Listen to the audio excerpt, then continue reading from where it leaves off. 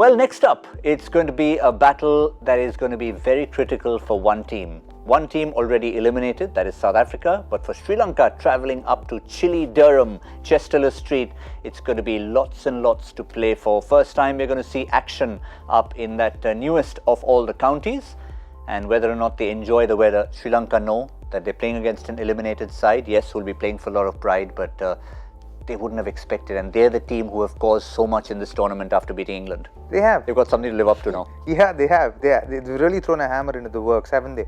And I think they'll be giving themselves a very good chance because it's up north, and you know that the conditions are going to be favourable for their seam attack. So they'd want their seam attack. They'd be hoping that the wicket's a little more conducive for seam, so that they can put up any score. And you know that when Malinga turns up, you really have a chance to win any game. So they'd really hope that Malinga turns up tomorrow along with Udana and Nuwan Pradeep, and that pace attack can really win it for them.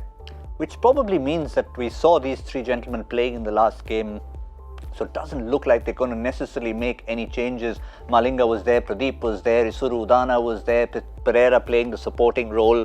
So I think with Avishka Fernando, that one question that was answered from early on in the tournament, we kept saying, when's he going to play, when's he going to play? He played, he's shown his class. So reckon 11, 7? Don't change the side. It's fine. I don't think they're changing. Don't change the side. I think they'll keep the same side. I think they'll go with the same team, and they should. You know, I think the class that Avishka Fernando has shown, that you know he is a player for the future, and the fact that he's playing this World Cup will hold him in good stead in his own career moving forward. And I think it's important that he plays. He's a part of this team growing from here. So later on, if there is a leadership role available for him in 5-7 years' time, you know, he will be able to take that up as well.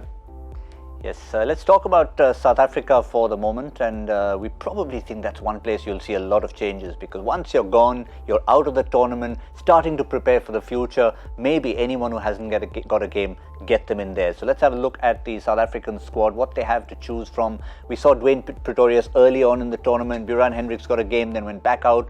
So I reckon anyone who's not highlighted, just get them in there. Yeah, they might even rest Tahir if they wanted to. They can look at it two ways. One is that. The second is saying that we want to get a couple of wins under our belt and go out well. So that's also possible. It really depends on what that dressing room is all about right now.